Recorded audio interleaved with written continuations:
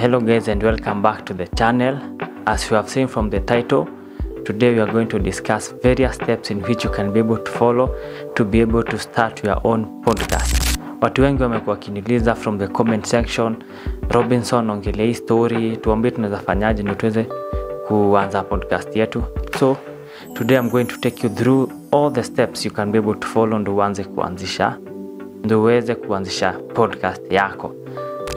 Okay, let's start with the first step, which is deciding why you want to start a podcast in the first place. The second step is choosing a podcast name, theme, and topic. The third one is select a podcast format and structure. The fourth step is choosing podcast recording equipment. The fifth step is find the best podcast recording software. Sixth step is prepare your podcast episodes. The seventh step is choosing a hosting website. Number 8 is publish your podcast. And the last one, number 9, is market your podcast. So acha tuanze, what is a podcast in the first place? A podcast is a series of audio or video recordings delivered via the internet to a specific group of listeners. So wacha tuanze with the first step, which is deciding why you want to start a podcast. If you're wondering whether podcasting is for you, you should consider why you want to do it in the first place. Is it because you like the medium, or you have a specific audience that you want to reach? If you have a specific audience, especially kwa mfano if it's the young people, unaweza unda podcast ikwe maybe ya vitu kama entertainment, vitu kama music, gossip, vitu kama hiyo. If your target audience is the older generation, unafaa kuangalia vitu kama politics, vitu kama health, etc. So the first thing is to decide why you want to start a podcast. So let's go to the second step, which is choosing a podcast name, theme, and topic.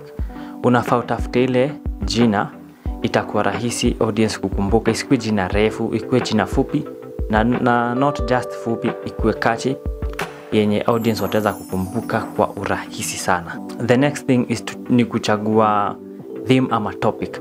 You need to decide what kind of content will be on your podcast so that people know what they will get when they tune in. So uku unaweka content moja, unaona, usiku unaweka unaongelea this time health, next time politics. Hivyo wache kuwe ni topic yenye audience watakuwa na tune in, wanajua utakuongelea a specific topic, not different topics. Yes. So let's go to the third step, which is selecting a podcast format and structure. Think about how you want others to experience in your podcast. Podcast yako itakuwa ni aina gani? Itakuwa ni audio, text, ama video. Speaking of that, podcast inakuanga na 3 types of it. So let me take you through ndio ujue ni podcast ina gani unaweza fanya. There are 3 main types of podcast. Kuko na audio, kuko na video, na kuko na text. Audio ni self-explanatory. Hiyo unatumia tu mic alafu but haina video, so you just deliver your message through audio, watu wanasikiliza tu peke yake. The next one is video. Hii inahitaji a lot of equipment, which is microphone, inahitaji cameras, na bado inahitaji computer just in case you want to edit, and na bado unahitaji software za kuedit kama Adobe Premiere, Final Cut ama DaVinci Resolve. That one, hiyo ni self-explanatory, it's just text, watu wanasoma, involve vitu kama video ama audio, you just write. So the fourth point is choose podcast recording equipment. Hapo unaweza tumia simu ama unaweza tumia laptop. Kama unatumia simu, make sure you use an external microphone yenye iko na kama hii, kwa mfano unatumia kama hii, ama unaweza tumia ile ya cable. Kama ni laptop una record nayo, make sure you use an external microphone. Usitumie ile microphone yenye iko inbuilt kwa laptop. Inaweza kuwa na issues, haiko that good ukicompare na external microphone. So let's go to the fifth step, which is find the best podcast recording software. Hapo unatafuta something that works for you. The best podcasting software allows you to record high quality sounds, have an easy to use interface, and makes editing and uploading easy. So make sure before you start this podcast journey, make sure you find the best recording software so that you can be able to produce high quality audios, videos, or even texts. So let's go to the 6th step, which is preparing your first podcast episodes. You can prepare your first podcast episodes by recording yourself while reading what you've been talking about and then editing it down to the best parts before uploading it online. Hii itakusaidia kuweza kuelewa recording na bado editing. Kwa sababu ukitaka kuwa successful in this podcast, make sure you produce high quality audios and videos. So let's go to the 7th step, which is choosing a hosting website. Choosing an appropriate hosting website is one of the most crucial decisions for a podcast producer. This is because your hosting site will determine how many people can listen to your podcast, how easy is it for them to access it, and how much control you have over your podcast content. Personally, I recommend choosing a hosting service that offers unlimited storage and space.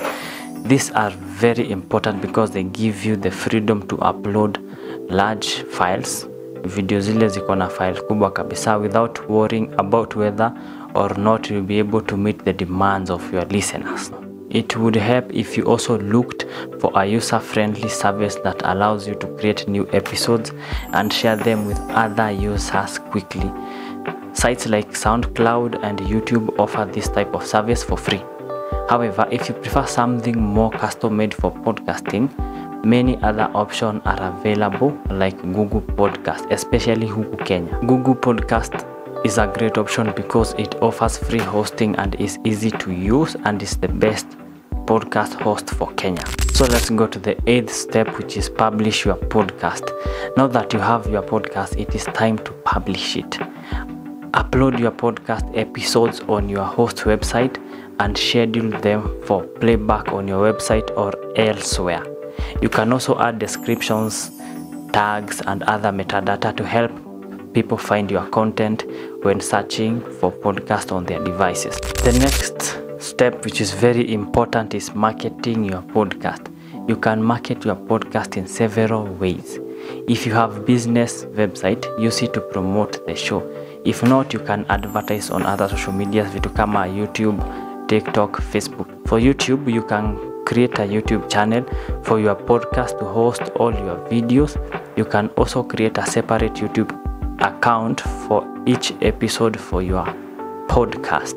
This allows you to post content as often as you like and also offers an opportunity to embed additional content to the site itself. Unaweza bado register with iTunes and Google Play. Once you've created an account with iTunes or Google Play, una add your podcasts to those services directories. This allows listeners to subscribe or download episodes directly from their devices. Anyway guys, I hope you've enjoyed the video. I hope you've learned a lot from this show today. I wish you all the best kwa wale wanataka kuanzisha podcast. You just have to put your mind to it and do it. Action is very important. Anyway, make sure you like the video, share, subscribe, and see you in the next one.